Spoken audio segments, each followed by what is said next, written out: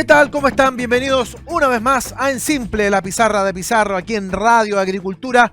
Como todos los días domingo, ustedes lo saben, por la mañana a través de la 92.1 en Agricultura, por supuesto, y nos pueden ver todas las veces que quieran a través de nuestro canal de YouTube Agricultura TV, donde, insisto, pueden observar este programa y todos los programas que hemos tenido durante este año, esta temporada 2024, que está llegando rápidamente a su fin. Hoy tenemos un entrevistado de lujo. Antes, a propósito de lujo, saludo al gran Pedro Pizarro. Pedro, ¿cómo estás? Así, Eugenio. Así que buenos días a todos ustedes. Muchas gracias por acompañarnos una vez más. Gracias por la sintonía que nos están dando semana a semana. Estamos teniendo más miles de visualizaciones en nuestra reproducción del programa, y por eso estamos preocupados de tener interesantes invitados y tener temáticas para que usted pueda ir al día a día, ir siguiendo la discusión del día a día y entienda el fondo y entienda por qué ahí tenemos discusiones en distintas áreas. Por eso hoy día tenemos un tremendo invitado, tal como decía Eugenio. Tenemos a Raúl Figueroa, que nos acompaña hoy, abogado de la Universidad Católica, exministro de Educación y director del Instituto de Políticas Públicas de la Universidad Andrés Bello. ¿Cómo estás, Raúl? Muy bien, muchas gracias, Pedro, muchas gracias por la invitación. No, gracias a ti por acompañarnos, porque vamos a hablar de varios temas, pero vamos a ir al tiro así al que ha estado como más en la palestra estos últimos días. El presidente Gabriel Boric, una de sus promesas de campaña era que iba a terminar el CAE. Y mandó un proyecto ahora que está ahí, todavía pide después que tú nos digas si lo elimina o no lo elimina, o sea, si cumple o no. Pero quiero ir como entendiendo un poco y poder explicar por qué se produce este problema. O sea, primero, por qué se creó el CAE, qué problema teníamos antes, qué vino a solucionar, qué ha ido pasando, de manera de que uno pueda seguir la discusión así en forma bien clarita de cómo llegamos a este escenario. Buenísimo, creo que es bueno tener esta conversación para despejar si efectivamente tenemos un problema o cuál es el problema y por tanto cuál es la solución que habría que entregar. Porque se hicieron muchas promesas y las promesas no necesariamente eran responsables y no necesariamente se hacían cargo de problemas específicos.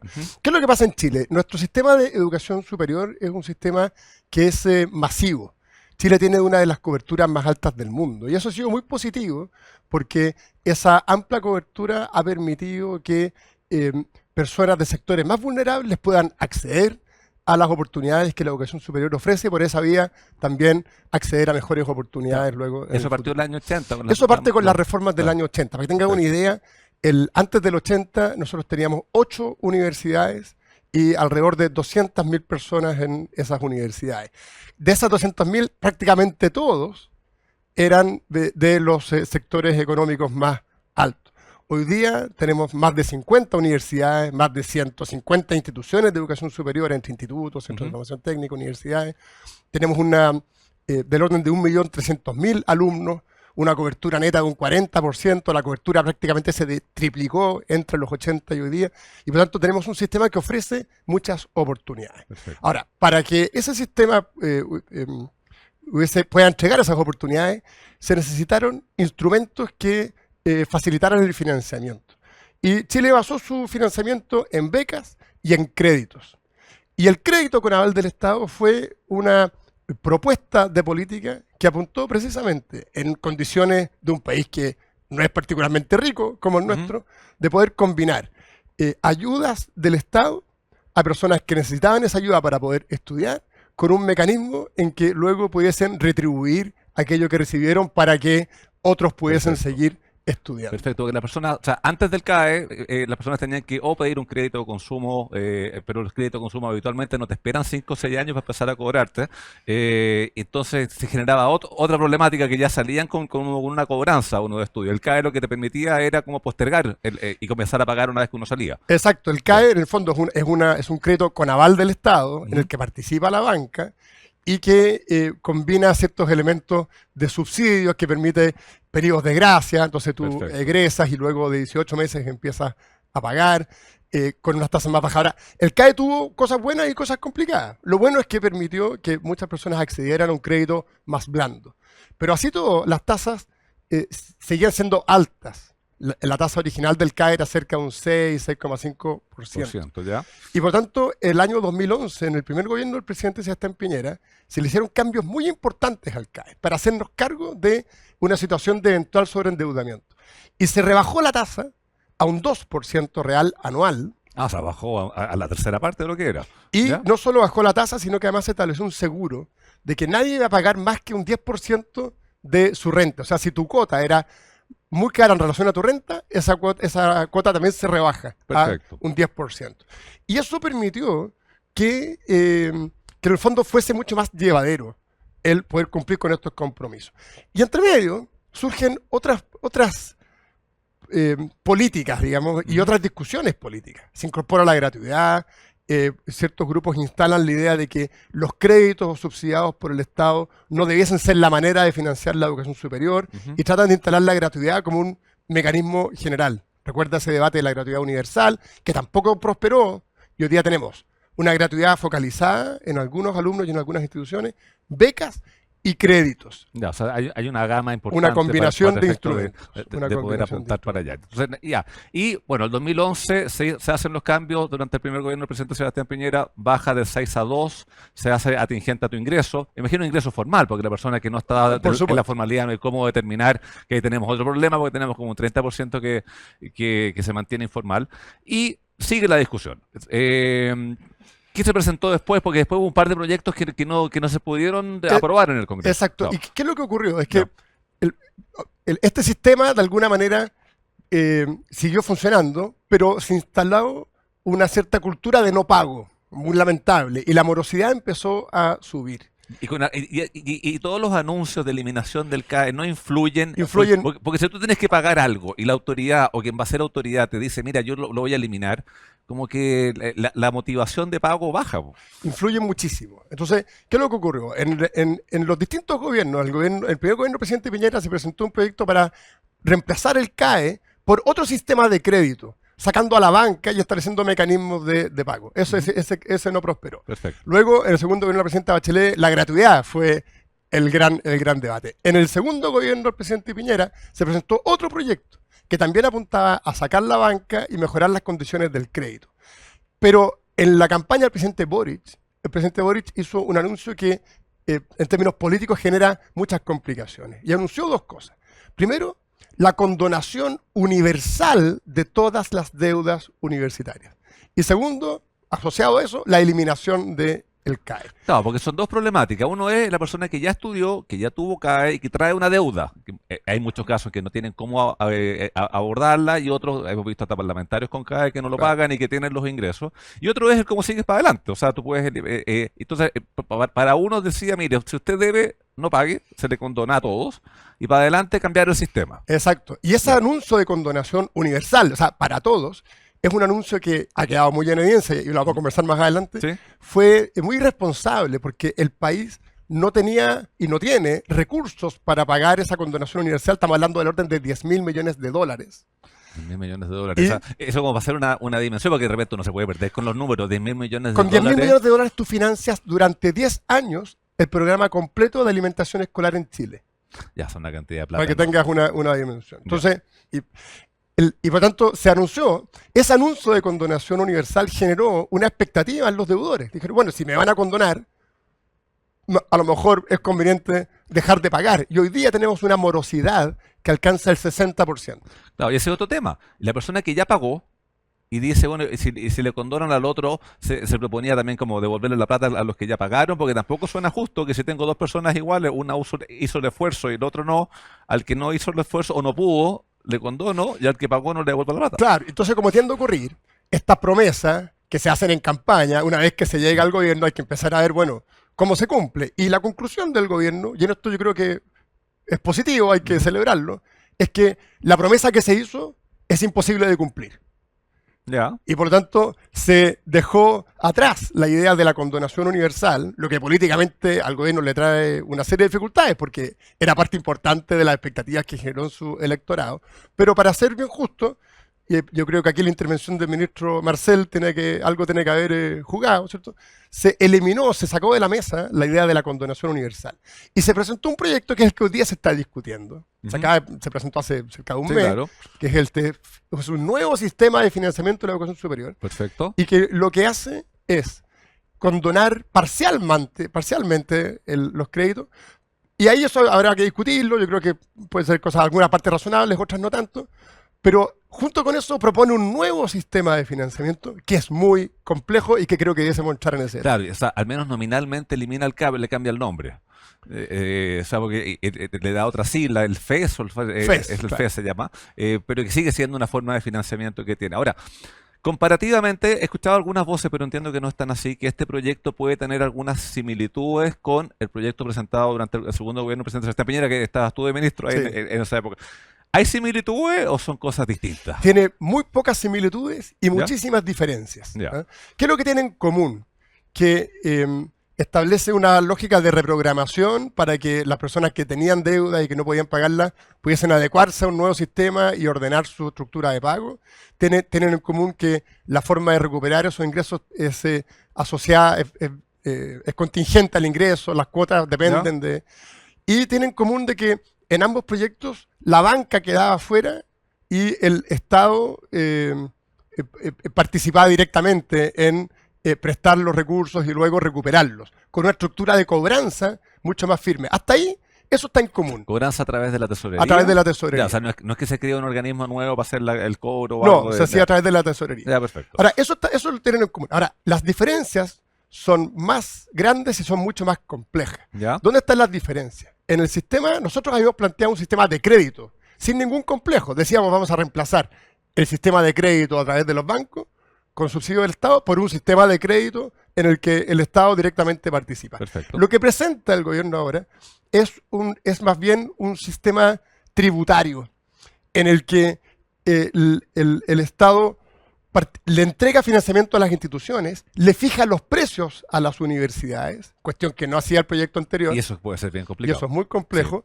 Y junto con fijarle los precios, con entregarle los recursos directamente, con hacer una cuestión binaria en que o estudias con el sistema de transferencias que se propone o pagas tú completamente tu arancel, o sea, no tiene ninguna evaluación, y se recupera sobre la base de lo que yo considero es un impuesto, que es gradual, es contingente al ingreso, pero es un impuesto, de tal manera que la persona que estudia con este nuevo sistema, en el fondo tiene que retribuir un porcentaje de su renta sin saber cuánto le prestaron y sin saber cuánto está retribuyendo. Lo único que sabe es que dependiendo del largo de la carrera va a tener entre 10, 15, 20 años una obligación de pagar un porcentaje adicional de su renta. Entonces, tiene complicaciones para el estudiante por esa vía y tiene complicaciones muy complejas este proyecto del ¿Ya? FES para las instituciones de educación superior, porque como te decía, se basa en la fijación de precios y la fijación de precios tiene consecuencias negativas en términos de financiamiento, de calidad, de diversidad, todo eso lo podemos ver. Ya, o sea, por lo que tú me estás comentando, tiene algunas cosas del proyecto del presidente Sebastián Piñera, pero tiene varios adicionales que no, como que copiaron algo, pero el resto como que no aporta tanto. Porque por lo que tú me dices del tema del financiamiento a través de un porcentaje de tu ingreso, en Chile con un 30% de informalidad, yo creo que ese tipo de cosas lo único que hace es fomentar la informalidad, porque mientras más ingresos declarados o el fisco sepa que yo tengo, ese 8% lo van a aplicar sobre un monto más alto. A nadie le gusta que le estén descontando. Por otro lado, entiendo que lo que busca es autofinanciarse, porque es una de las cosas que te voy a contar después, que dicen que esto no requiere plata porque este 8% te iría permitiendo financiar a los que vienen después, pero es tener una confianza ciega en que te van a devolver la plata, en que el ingreso va a estar y que la informalidad no va a subir, porque de lo contrario vas a tener que poner la plata igual.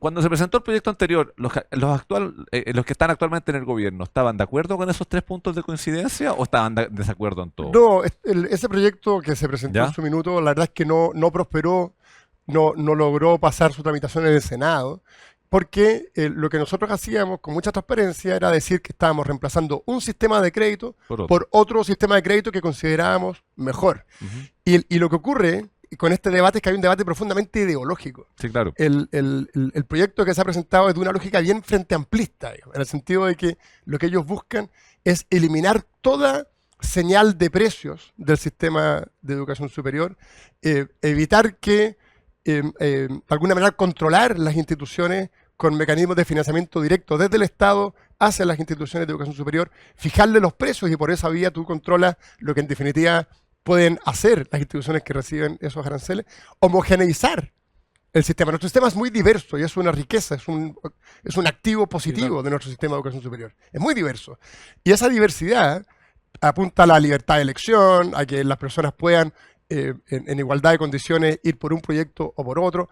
Esta lógica nueva, en el fondo apunta a homogeneizar, a quitar diversidad, a controlar, es una cuestión ideológica muy profunda. Y claro, por la vía de Hacienda se instala la idea de que además estos recursos se van a recuperar. Entonces, es interesante porque tú conversas con las personas del gobierno y dices, bueno, ¿esto qué es lo que es? ¿Es un crédito? No, te dicen, esto no es un crédito, porque queremos eliminar cualquier tipo de mercantilización del sistema de educación superior. Ya, pero estás entregando plata y las personas están obligadas a devolverla. Sí, pero es un sistema distinto, te dicen. Bueno, entonces es un impuesto, tú le dices.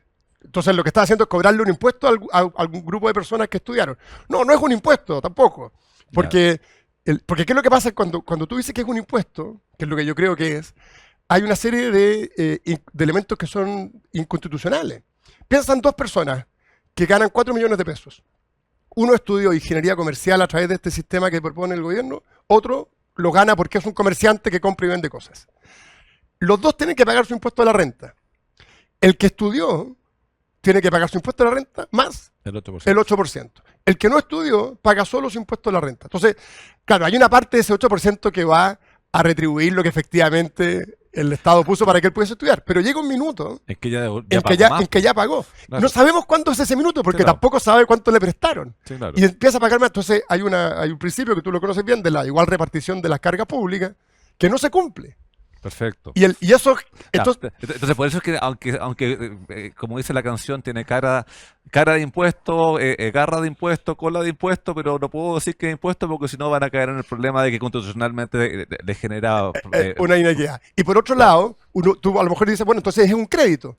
Y tú dices, no es un crédito, No, porque eso sería mercantilizar el están sistema. arrancando el esquema crédito, pues entonces Exacto. eso es. Entonces es muy No. difícil. Y tú preguntas, bueno, entonces, ¿qué es lo que es? No. Y no hay una respuesta muy clara. Sí, claro. Ahora, lo que sí es cierto también es que hay muchas personas que tienen esta deuda del CAE y que no, y que lo que estudiaron, o que las condiciones de la vida, o que se dedicaron a los cuidados, a la familia, del mismo motivo, no tienen cómo pagarlo. Entonces, en el fondo, yo creo que esa parte del proyecto, que es lo mismo que viene del proyecto anterior, es bien, porque en el fondo hay personas que lo mantenían con una mochila inabordable, que de repente te bloqueaba el acceso a otro tipo de créditos, del auto, de consumo, de hipotecario y cosas. A eso sí hay que darle y yo creo que esa es la parte más urgente. Por supuesto. De lo que tienes que arreglar hoy día. Y eso yo creo que podría avanzar dentro del Congreso, ¿no? Podría, pero bajo el esquema que ha presentado el Ejecutivo, creo que es imposible que esto se separe. Lo razonable es, yo estuve el otro día en el Congreso, yo planteé algo similar, y digo, oye, ¿por qué no nos hacemos cargo de mejorar los problemas específicos que tiene el CAE? Y eso yo creo que uno podría llegar a un acuerdo. Perfecto. Identifico entonces quiénes son los morosos que, más allá que no pueden pagar, digamos, y cómo los ayudamos, que efectivamente. Pero resulta que acá metieron todo en un mismo saco y están, por un lado, generando ciertas mejoras a los que tienen que pagar, pero cambiando todo un sistema de financiamiento con perjuicios muy complejos, que no lo hemos conversado, los vamos a ver Sí, más claro, adelante, vamos para allá. para las universidades. Esto le genera mucho daño al sistema, a la calidad de nuestro sistema de educación Sí, superior. claro. Bueno, fuiste al Congreso, así que te voy a pedir ahí que después nos cuentes, porque nos vamos a tener que ir a una pausa pronto aquí con Eugenio. ¿Cómo lo están recibiendo? Porque ahí uno va viendo las sensibilidades, los parlamentarios de gobierno están todos atrás de la idea, o hay ciertas divisiones, lo que tú puedes saber, la oposición cómo lo está viendo, visiones, todos estos proyectos son siempre mucho más grandes, hay Sí. que hacer mucho más estudios, hay que ver repercusiones para distintos lados, pero uno tiene como un olfato inicial, pues cuando uno ya ha estado tramitando leyes y estando sentado en distintos puestos en la misma mesa, uno más o menos ve por dónde va. Es un saludo a la bandera, pero todo eso te lo voy a preguntar después porque Eugenio tiene que darnos unos importantes consejos. Exactamente, Pedro, tengo cosas muy importantes para contarles a esta hora. Transforma tu piscina con TechSwims. Disfruta nadar sin límites con turbinas de nado contracorriente de fácil instalación y programables desde su aplicación móvil. Visítanos en el www.techswims.cl y nuestro compromiso con tu salud es todos los días y el programa de salud Los Héroes siempre suma más. Centros médicos, especialidades desde 990 pesos, clínicas móviles de salud, seguros dentales, telemedicina y mucho más. Los Héroes, vivir con ganas. Y el clima está radiante y el sol brilla como nunca, pero ¿saben quién brilla más? AFP Plan Vital. Obvio, porque nuevamente son primeros en rentabilidad en todos los fondos durante los últimos 3 años. Así que cámbiate a AFP Plan Vital porque ellos te dan motivos de confianza. Cámbiate ahora. Y en H Seguro Laboral, Queremos que tu equipo esté más protegido, más sano y más feliz. Y es por eso que te entregamos la mejor experiencia en servicio a través de nuestra amplia red de cuidado integral que va desde la prevención a la recuperación. H Seguro Laboral, el seguro laboral para que tu equipo esté mejor. Cámbiate hoy en h.cl/súmate. Estamos en Simple, la pizarra de Pizarro. Nos acompaña el exministro de Educación, Raúl Figueroa. Estamos con Pedro Pizarro. La pausa breve, ya estamos de vuelta.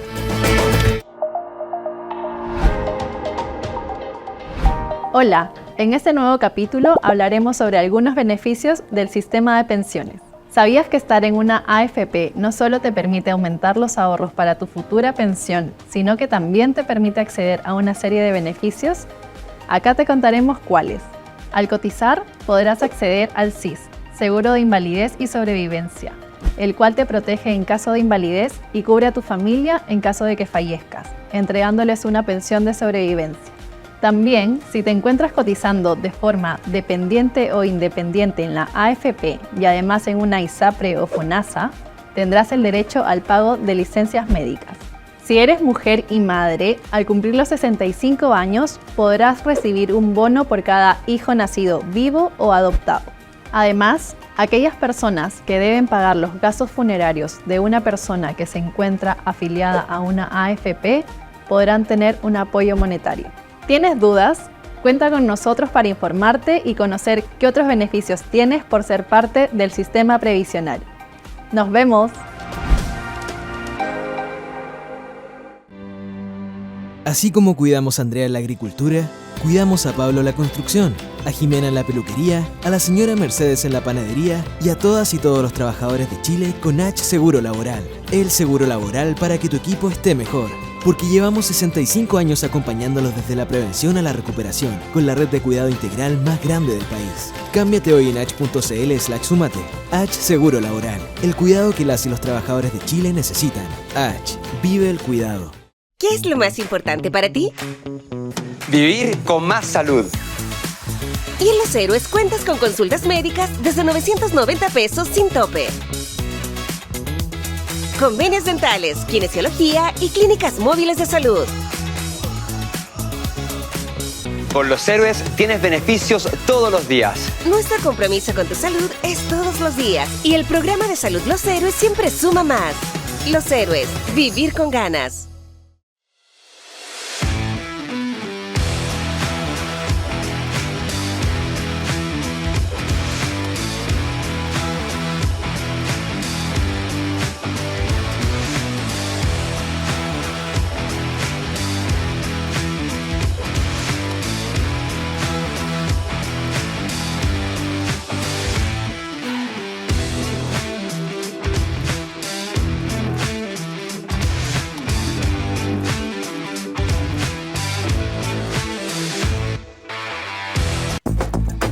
Así es, ya estamos de vuelta y vamos a poder seguir conversando con Raúl Figueroa, abogado, ex ministro de Educación, director del Instituto de Políticas Públicas de la Universidad Andrés Bello. Lo dije bien, ¿cierto? Muy bien. Así, que hemos estado hablando en la primera parte respecto de un poco de historia, de dónde viene el tema del CAE, cuál fue la problemática, algunos proyectos que hubo durante el gobierno del presidente Bachelet, el gobierno del presidente Sebastián Piñera, que Piñera 1 y Piñera 2 tuvo proyectos al respecto, y el proyecto que presentó el gobierno ahora, que hay algunos puntos que podrían ser, sobre todo los que dan una solución a las personas que ya quedaron con una deuda. Pero quiero ir a el impacto que tiene a nivel de universidad, porque tú estabas comentando de que esto como que trata de regular precios. Una primera duda, esto va a dar un monto fijo para tratar de regular precios, pero aquella familia, aquellos papás, aquel alumno que trabaja y estudia, si quiere pagar algo distinto, va a poder pagarlo, ¿no? Claro, eso, mira, tú preguntabas antes cómo se ha recibido esto en el Congreso. La verdad es que son muchas dudas. Obviamente los parlamentarios de gobierno apoyan la iniciativa por una cuestión más bien de apoyo. ¿No se ven las dos almas ahí? Pero por un apoyo más bien político, lo que yo vi. Pero cuando tú empiezas a generar el debate, las dudas empiezan a surgir. Y son muchas las dudas que surgen. Y tanto respecto de los estudiantes, de una vez que egresan, y también de cómo esto impacta en las universidades. Entonces, tú decías, bueno, ¿qué es lo que pasa? ¿Cómo voy a explicarlo bien en simple? El proyecto lo que dice es que las universidades, los institutos profesionales, los centros de formación técnica se van a financiar con un aporte que les hace el Estado. Perfecto. Y luego las personas que estudian tienen que retribuir sobre la base de lo que nosotros consideramos es un impuesto. Este aporte, y acá se combina entre gratuidad, la gratuidad llega hasta las personas del sexto decil de ingreso y del séptimo hacia arriba financiarían con este mecanismo. Que es un monto fijo por carrera. Y que es un monto exactamente. Entonces lo que hace, eso ya está porque está para la gratuidad, pero está acotado hasta un grupo específico de alumnos. Que es muy complejo. Hay un mecanismo para fijar los aranceles. ¿Y quién lo fija? Los fija el Estado a través de una comisión técnica en la que participan diversas personas, el Ministerio de Educación, el Ministerio de Hacienda y también... O sea, hay gente que entiende que está metida. Claro, pero lo interesante acá, Pedro, es que las universidades, lo decíamos antes, son diversas por definición. Y eso es muy importante que se mantenga. No estamos hablando acá de un monopolio natural regulado como podría ser un servicio sanitario o los servicios eléctricos, donde en un sistema libre se justifica que se fijen los precios, porque como son monopolios naturales, No hay competencia, si tú no fijas los claro. precios, claro, te podrían cobrar Pero- muchísimo por abrir el agua. Y todos sabemos que cuando queremos tomar agua de la llave, Y el agua no sale, es uno complicado. no elige, No. voy a Una tomar llave o la agua, otra, voy a claro. tomar agua de tal compañía, voy a tomar agua de esta otra compañía, ¿cierto? No. Es una sola, no tienes cómo elegir. Sí, Y por claro. eso se justifica la regulación tarifaria. Ahora, esa regulación tarifaria, para poner el ejemplo del agua potable, se hace sobre la base de una empresa modelo. Y porque son servicios estandarizados. Sí, no. En el fondo, más allá del costo del agua misma, que puede ser más caro o más barato dependiendo la Del zona lugar geográfica, geográfico, ¿cierto? claro, sí. Pero más de eso, el costo es más o menos el mismo. Y por tanto, tú puedes establecer un modelo que te permite fijar el precio. En las universidades, tú no... O sea, tú puedes hacerlo, pero sería un error tener una universidad modelo. Imagínate la universidad modelo. Entonces, todas las universidades tienen que ser exactamente iguales a este modelo. Eso no es así. Son distintos. Los alumnos son distintos, todos diferentes. Entonces, el mecanismo de fijación de precios es por definición subóptimo. Cada vez que tú fijas los precios, hay unas bandas, se incorporan elementos, pero en el fondo, al fijar los precios, esa fijación de precios, por grandes esfuerzos que se hagan desde afuera, va a ser siempre subóptima, va a ser siempre equivocada, va a ser siempre menor a lo que en realidad esos proyectos necesitan. Y eso es lo que ha pasado con la gratuidad. La gratuidad se baja en la fijación de precios y hemos visto cómo muchas instituciones han pasado problemas serios financieros por haberse incorporado a esa política. Lo que hace este nuevo sistema de financiamiento es, en el fondo, acelerar la lógica de la gratuidad para todo el sistema en la parte que se refiere a la asignación de recursos a las universidades y la fijación de precios Claro, pero hace que la universidad que quiera invertir más o quiera hacer que el curso que dé valga más que el costo que le están asignando a través de este mecanismo, o no lo haga o se desfinancie. Exacto. Claro, el punto de vista de la universidad que tiene fondos públicos, bueno, yo entiendo que el Estado siempre tiene distintos mecanismos para pasarles plata más allá del mecanismo directo, entonces tiene cómo suplirlo. Pero para el que no tiene esos mecanismos, o mantiene una calidad hasta cierto punto, porque más allá no puede financiar, o no tiene cómo seguir adelante, ¿no? Esa fijación de precios genera esos efectos, ¿cierto? Claro. Entonces obliga a adecuar los proyectos o a la baja, o a decir, ¿sabes qué más? Esta carrera me han fijado aranceles que no me conviene, entonces voy a cerrar esta carrera, entonces puede generar después escasez de ciertos profesionales. O sea, todas las complicaciones que tiene tradicionalmente la fijación de precios las estamos trasladando al sistema de educación superior. Y lo que ocurre es que el proyecto prohíbe varias cosas. Uno, que los estudiantes puedan hacer un copago. Y eso es solamente ideológico, ¿no? Porque ¿qué tiene de malo que Claro, el copago? o sea, en el fondo lo que quiere hacer el gobierno con esto es decir, mire, vamos a asegurar de que nadie pague mientras estudia y que paguen después. El copago significa pagar un adicional, pero claro. lo que pasa es que, sobre todo en ciertos deciles de ingreso, ese adicional es razonable. Y lo que también prohíbe, que era lo que tú me preguntabas al principio, es, o sea, primero te prohíbe el copago y por lo tanto las universidades que necesitan más financiamiento no lo van a recibir. En una estructura donde los aranceles son muy importantes en Chile. Chile se basa, tanto en las universidades estatales como en las privadas, con mucho más fuerza en las privadas, en los aranceles como un elemento muy fuerte. Cerca del 60% de todo el financiamiento de nuestro sistema es sobre la base Perfecto. de aranceles. En las privadas es superior al 90%, en las estatales del orden de un 50%. Entonces, te prohíbe el copago, trae de financiamiento. Respecto de los estudiantes, por ejemplo, un alumno que dice, mira, yo necesito que me presten, pero no necesito que me presten todo. Mi familia puede poner parte del arancel. Bueno, eso no lo va a poder hacer con este proyecto. Todo nada, Y por lo tanto, por tanto se obliga a futuro a tener que devolver por hasta 20 años un porcentaje de algo que dice, oye, yo podría mi crédito podría haber sido por mucho menos. Sí, claro. No lo puede prepagar, por ejemplo. Sí, que es otra cosa que podría ocurrir. ¿Sabes qué más? Hice No, porque en el fondo no es una devolución de crédito, es como un aporte al sistema. Porque, exactamente. Claro. Ahora, es un aporte al sistema muy raro porque tampoco existe un fondo. Si el proyecto hubiese creado un fondo y tú dices, bueno, este fondo es el que hay que, de aquí se saca y hay que después devolver para que con ese fondo se paguen nuevos aranceles, podría tener una cierta lógica, pero Perfecto. tampoco se crea el fondo. Entonces, la verdad es que es muy difícil entender Ujú. qué es lo que es este Claro. proyecto. Y el ¿no? proyecto se mete un poco en tratar de regular cuántos profesionales de distintas carreras salen, porque de repente uno ha dicho, mira, voy a financiar, pero el mercado no necesita tantos abogados, digo abogados, para que ningún otro profesional claro. se sienta ofendido, así nos decimos nosotros, que de repente uno dice, serán suficientes. Se mete en eso, ¿no? Como que le pone un monto mayor o menor por profesiones. Se mete por Sí. dos vías. ¿Ya? Se mete primero por la fijación de precios, que es distinta por universidad y por carrera, ¿Ya? o por tipo de universidad y por carrera. Y por tanto eso puede generar, o sea, si el precio es muy bajo, imaginemos que de repente el arancel del abogado Te va a bajar, baja muchísimo. te va a bajar dice, mucho la dice, oferta. bueno, yo no puedo, claro. esto para Sí. la universidad no resiste.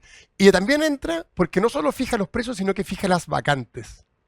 Y por tanto determina el crecimiento O que sea, pueden busca un tener. control estatal Es completo. muy- el tema, entonces, claro. entonces te controla los precios, te controla las vacantes y te controla por una vía indirecta, pero muy clara, ¿Ya? las características de los proyectos. Porque cuando a ti te dicen, mire, esto es lo que usted tiene para poder llevar adelante tal carrera, bueno, tú tienes que ajustar esa carrera a los ingresos que efectivamente recibe. A tu opinión, ¿el objetivo es tratar de eliminar las universidades privadas por esta vía indirecta o no?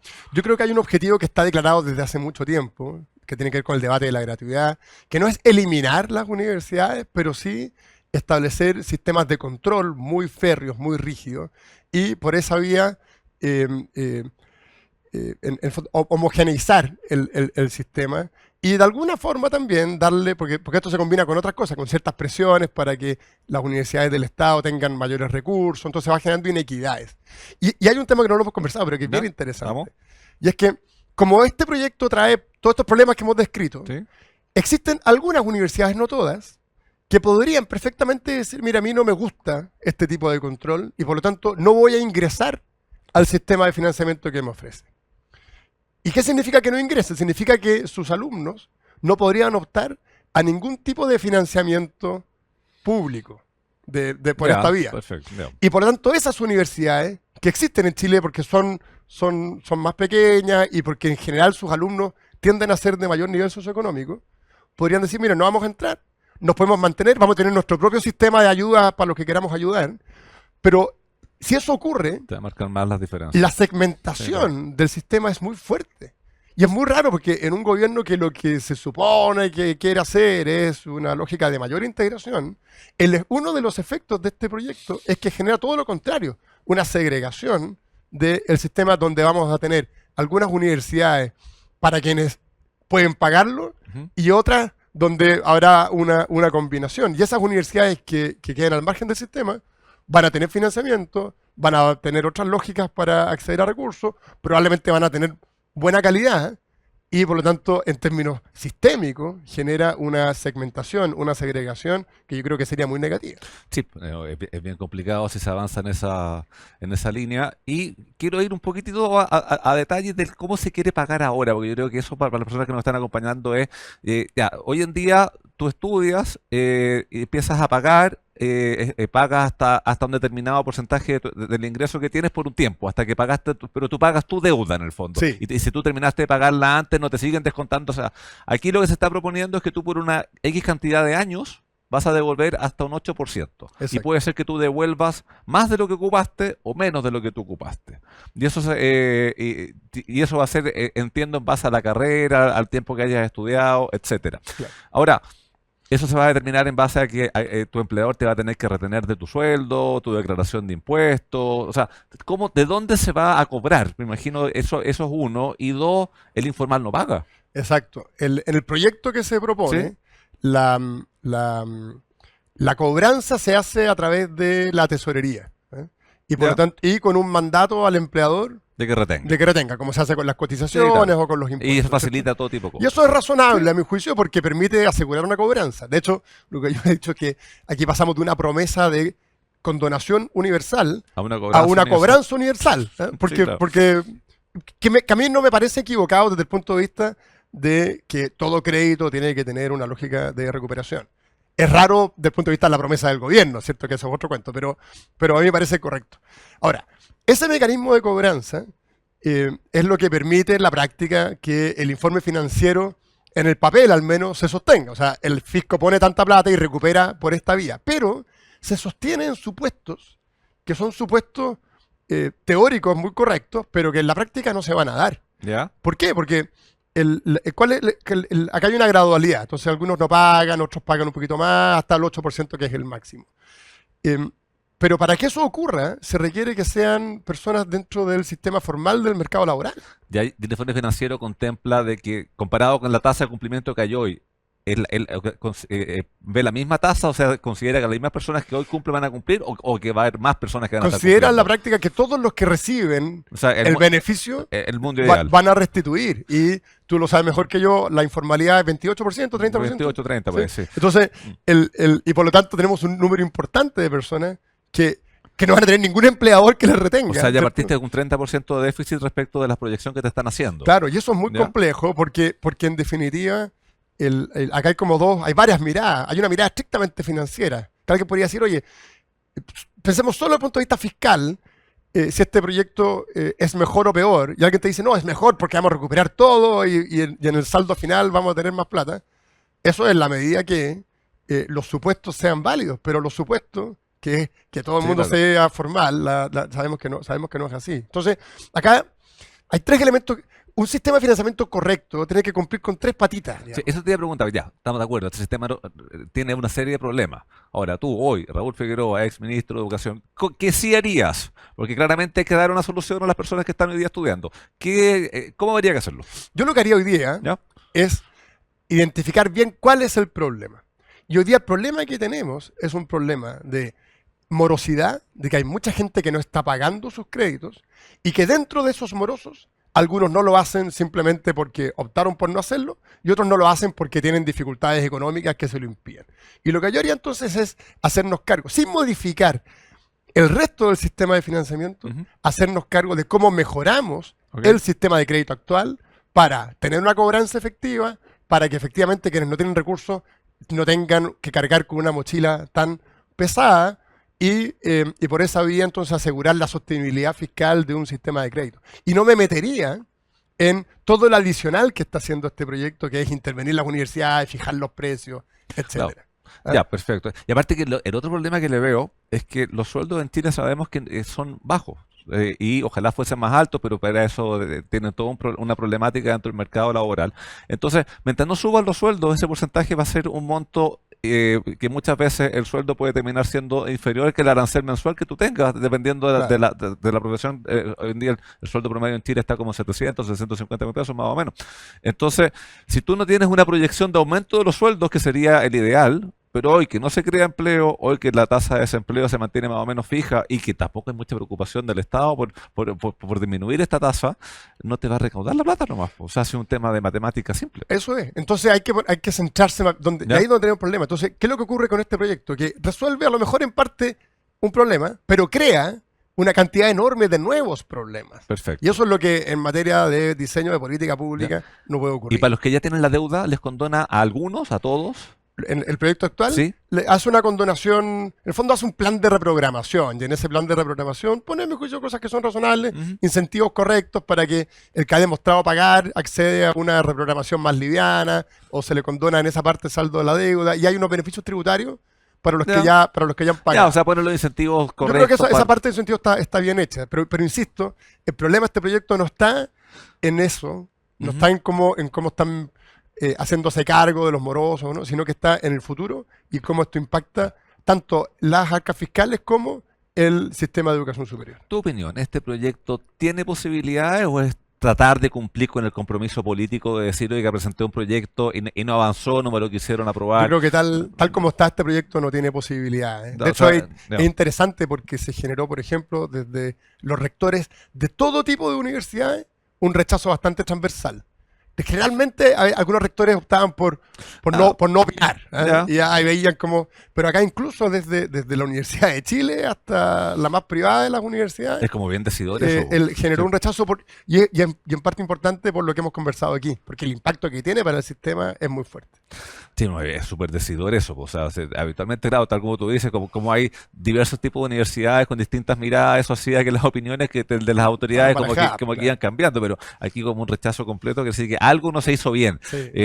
La previa, acababas de la preparación del proyecto para llegar a presentarlo al Congreso, pero bueno, habrá que ver ahí. Esto no tiene urgencia, ¿cierto? No, está con urgencia simple, Claro. está recién tramitándose en la Cámara Ya hay que de Diputados. revisar, mucha temática Sí. en Y este además un tema. proyecto que, No. que depende, ahora está en la Comisión de Hacienda, pero depende mucho también de lo que pase en el ámbito, perdón, está en la Comisión de Educación, pero depende mucho de lo que pase en la Comisión de Hacienda, porque No, es por lo que eminentemente financiero. Por lo que ¿cierto? estábamos hablando del informe financiero que hace en el mundo ideal que todo el mundo paga sus deudas, que claro, sabemos que no ocurre, Exacto. probablemente eso va a generar ahí. Entonces, los ajustes razonables que habría que hacerle al proyecto van a golpear al informe financiero y eso Exacto. va a generar otro tema en un momento del país donde claramente Sí, claro, si estábamos viendo hace un par de días atrás que el ministro de Hacienda decía que no había plata para pagarle un bono adicional a los vocales de mesa que estuvieron contando otros votos a no sé qué hora. Entonces, claro, cualquier gasto parece que no y ahí, hay. y ahí no. es un tema que no hemos conversado, pero Sí. que es interesante, que tiene que ver con si este proyecto significa más recursos para el fisco, con una expectativa difícil de que se produzca, de que los vas a recuperar todo, ¿dónde están las prioridades? ¿Debiese ser esta la prioridad del gobierno en materia en una serie de ámbitos? En materia de promesa, sí, po. Y específicamente en educación, Sí. ¿debiese ser esta la prioridad? ¿Qué pasa con la educación parvularia? ¿Qué pasa con la reactivación? Bueno, de es los que esa es una aprendizajes? pregunta la gratuidad tiene que, o sea, es en la última etapa en la etapa educativa que parte en la sala cuna hasta la universidad, ¿es la universidad donde hay que poner el foco en la gratuidad o es al comienzo donde hay que nivelar la cancha? El problema está, creo yo, es que el universitario vota y el niño que está en sala cuna tiene 18 años hasta que llegue a votar, pero te dejo ahí planteada la inquietud porque con Eugenio nos tiene que dar una importante consejo. Por supuesto, Pedro, y les vamos a contar 4 cosas muy importantes. Transforma tu piscina con TechSwims. Disfruta nadar sin límites con turbinas de nado contracorriente de fácil instalación y programables desde su aplicación móvil. Visítanos en el www.techswims.cl. Y nuestro compromiso con tu salud es todos los días y el programa de Salud Los Héroes siempre suma más. Centros médicos, especialidades desde 990 pesos, clínicas móviles de salud, seguros dentales, telemedicina y mucho más. Los Héroes, vivir con ganas. Y el clima está radiante y el sol brilla como nunca. Pero ¿saben quién brilla más? AFP Plan Vital, por supuesto. Claro, porque nuevamente son primeros en rentabilidad en todos los fondos durante los últimos 3 años. Así que cámbiate a AFP Plan Vital porque ellos te dan motivos de confianza. Cámbiate ahora. Y en H Seguro Laboral queremos que tu equipo esté más protegido, más sano y más feliz. Y es por eso que te entregamos la mejor experiencia en servicio a través de nuestra amplia red de cuidado integral que va desde la prevención a la recuperación. H Seguro Laboral, el seguro laboral para que tu equipo esté mejor. Cámbiate hoy en h.cl/súmate. Compartimos esta jornada con Raúl Figueroa, el ex ministro de Educación. Estamos con Pedro Pizarro, por supuesto, el dueño de la pizarra. Estamos en la 92.1 y en Agricultura TV. Ya regresamos.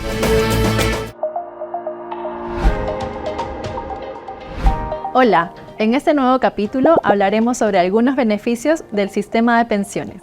¿Sabías que estar en una AFP no solo te permite aumentar los ahorros para tu futura pensión, sino que también te permite acceder a una serie de beneficios? Acá te contaremos cuáles. Al cotizar, podrás acceder al SIS, Seguro de Invalidez y Sobrevivencia, el cual te protege en caso de invalidez y cubre a tu familia en caso de que fallezcas, entregándoles una pensión de sobrevivencia. También, si te encuentras cotizando de forma dependiente o independiente en la AFP y además en una ISAPRE o FONASA, tendrás el derecho al pago de licencias médicas. Si eres mujer y madre, al cumplir los 65 años, podrás recibir un bono por cada hijo nacido vivo o adoptado. Además, aquellas personas que deben pagar los gastos funerarios de una persona que se encuentra afiliada a una AFP podrán tener un apoyo monetario. ¿Tienes dudas? Cuenta con nosotros para informarte y conocer qué otros beneficios tienes por ser parte del sistema previsional. ¡Nos vemos! Así como cuidamos a Andrea en la agricultura, cuidamos a Pablo en la construcción, a Jimena en la peluquería, a la señora Mercedes en la panadería y a todas y todos los trabajadores de Chile con H Seguro Laboral. El seguro laboral para que tu equipo esté mejor. Porque llevamos 65 años acompañándolos desde la prevención a la recuperación, con la red de cuidado integral más grande del país. Cámbiate hoy en h.cl/sumate. H Seguro Laboral, el cuidado que las y los trabajadores de Chile necesitan. H, vive el cuidado. ¿Qué es lo más importante para ti? Vivir con más salud. Y en Los Héroes cuentas con exámenes desde copago cero y telemedicina desde 2.990 pesos. Descuentos y reembolsos por compras en farmacias. Con Los Héroes tienes beneficios todos los días. Nuestro compromiso con tu salud es todos los días. Y el programa de salud Los Héroes siempre suma más. Los Héroes, vivir con ganas.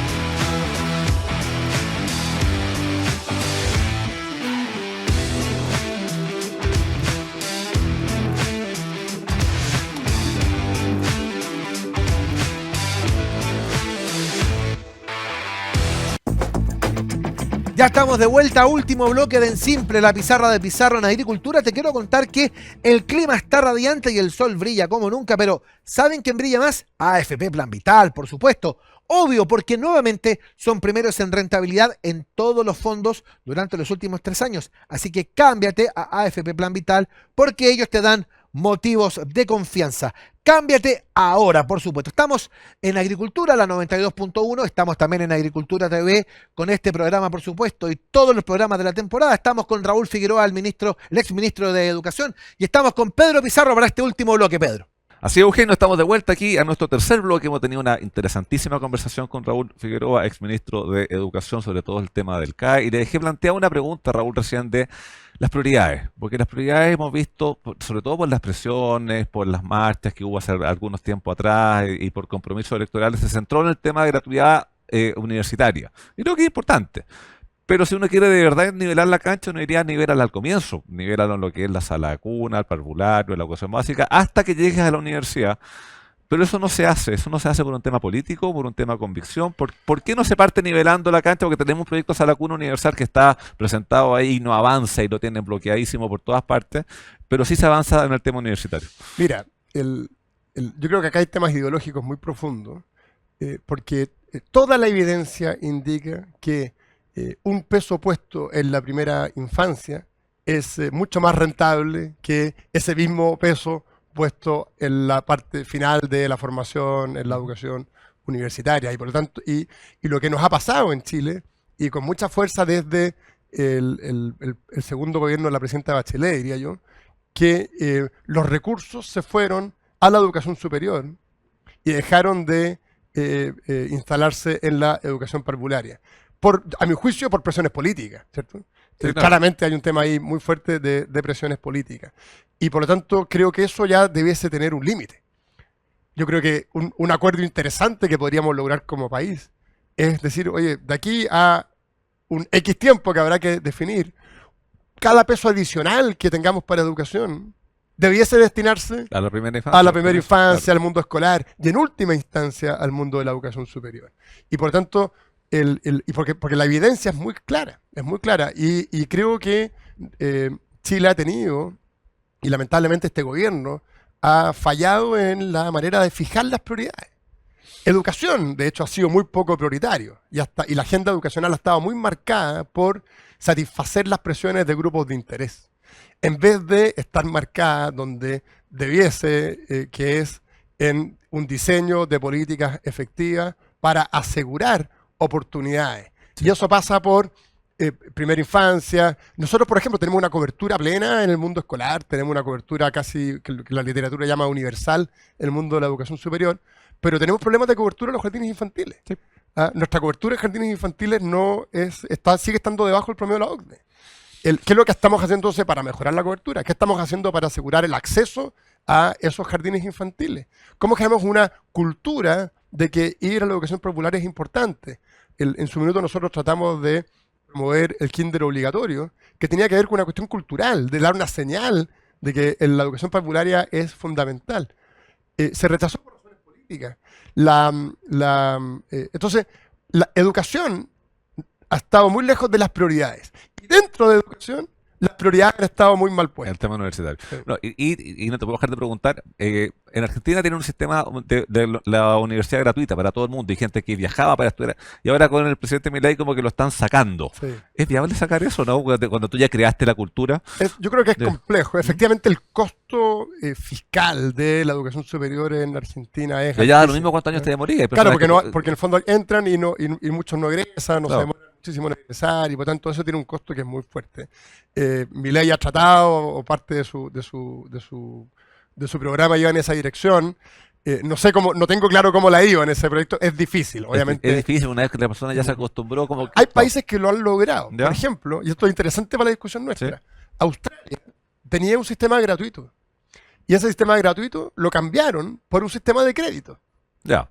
¿Te fijas? Pero Ahora, me imagino con una transición como larga. y con un acuerdo proceso muy de- sólido, pero ¿por qué? Porque se dieron cuenta de que ese sistema estaba generando problemas fuertes en la calidad de sus instituciones. Y Australia lo que quería era competir con el mundo en su sistema universitario. Perfecto. Y lo ha logrado, de hecho. Sí, Hoy claro. día captan muchas personas de afuera, Sí, etcétera. Bueno, y todo este proceso educacional, todas estas posibilidades con distintos proyectos, una de las cosas que buscan es que haya una movilidad social, de manera de que muchas familias, de repente hay una generación que es la primera generación que va a la universidad y eso te marca un cambio con los padres y que después con los nietos de esas personas, etcétera. Ustedes tienen un estudio reciente en la Universidad Andrés Bello respecto del impacto en movilidad social. ¿Nos puedes contar un poquitito ahí de qué se trató? Mira, y se vincula mucho con esta, Sí. con esta conversación. Nosotros desde el Instituto de Políticas Públicas de la Universidad Andrés Bello hicimos un estudio de movilidad social multidimensional. Generalmente la movilidad social se mide por ingresos. Ya está bien medirla por ingresos, pero es insuficiente. Lo que quisimos es ver en distintas dimensiones: educación, nivel de educación, acceso a la salud, acceso al consumo, seguridad en el barrio, habitabilidad, interés público, etcétera. Ujú. Si en cada una de esas dimensiones ha habido movilidad social. Hicimos, y es bien interesante, un estudio que tiene una representatividad nacional. Hicimos una encuesta a personas entre 35 y 55 años, nacidos entre el 69 y el 80, Unos lolos todos, pues. Muy Sí, pues, sí, jóvenes. sí. y preguntándoles por su realidad y por su realidad cuando ellos tenían 14 años. Es decir, cuando sus padres tenían la edad de los que Perfecto. estaban siendo encuestados. Y arrojó temas interesantísimos. Primero, que educación ha sido uno de los elementos donde mayor movilidad social ha tenido Chile. El 68% de los encuestados tienen educación superior en circunstancias que sus padres no la tenían. Eso es muy potente. Sí, ¿eh? pues eso te marca un cambio. Bueno.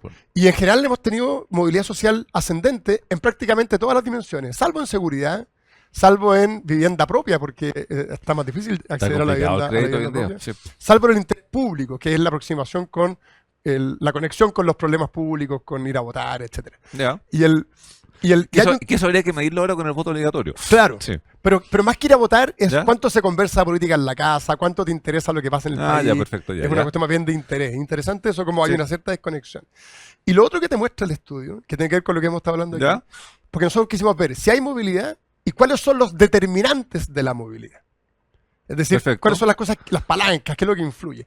Y hay palancas que son, primero, claro, el origen de los padres influye, pero está lejos de ser el elemento principal. Hay muchos elementos que son muy importantes. O sea, este elemento de que dependiendo tu cuna era donde iba a estar, no es el que más te marca. No es el digamos. más, existe, obviamente, Sí, claro, es sí, importante, claro. pero no es el más importante si tú juntas todos los otros factores. ¿Ya? Y tenemos factores que influyen positivamente, como el esfuerzo, la valoración del esfuerzo, el razonamiento abstracto, y todo el capital social, que son las redes que tú puedes Perfecto. construir, y otros que afectan negativamente, la violencia en la infancia, la discriminación de género.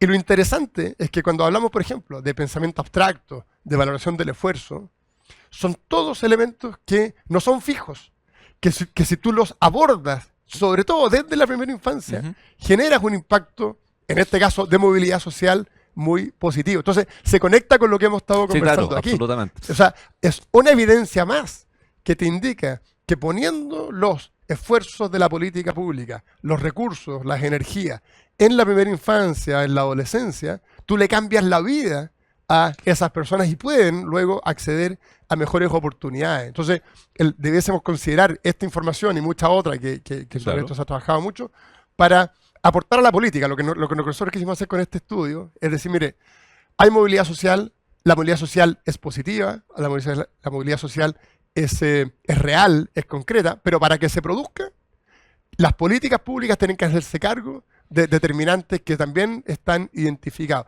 Y lo que hemos visto es que nuestra política se está alejando de esos determinantes. Sí. ¿Este es el primer estudio que se hace sobre la materia o se habían hecho algunos? Es el primero. Porque creo que ahí lo importante es hacerle como un seguimiento, porque uno ve, claro, el impacto que tiene hoy, haber podido saber cómo era hace 5 o 10 años atrás, e ir viendo, porque eso también te va a marcar si es que las políticas de los gobiernos de turno ayudaron a la movilidad social o hicieron que la movilidad social fuera al revés, y las personas se persigan peor que lo que se percibían sus padres o la generación que los antecedía en este tema. Exacto, lo que queremos hacer es ir replicando este estudio. Es interesante porque te muestra que hay movilidad social, pero al mismo tiempo otros estudios te dicen que los padres de hoy tienen temor de que sus hijos vayan a estar peor.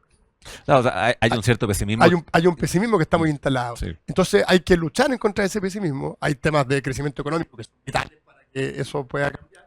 Y son bien objetivos. Las cifras que hemos conocido en el último tiempo son muy negativas. Son bien pencas, sí. Y al mismo tiempo políticas alejadas de las palancas que generan movilidad. Entonces, estamos en un momento muy oportuno para, sobre la base de esta y otra información, apuntar. Ahora vienen los programas de gobierno. Ojalá todos los candidatos identifiquen dónde verdaderamente se tiene que accionar para generar mejores oportunidades al futuro, porque si no, lo que ocurre es que, y esto tiene que ver con, pasamos hace poco a los 5 años del estallido social, de la violencia de octubre, esto te muestra de que tenemos, te permite focalizar, te muestra dónde estamos bien, dónde no estamos tan bien, quiénes no se han movido y por tanto están esperando mejores políticas para acceder a mejores oportunidades.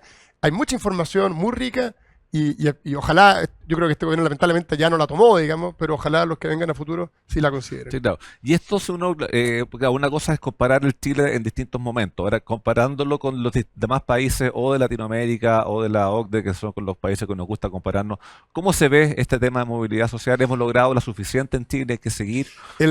Tenemos desafíos muy bien logrados, como es educación. Tenemos otros donde tenemos problemas, por ejemplo, en salud.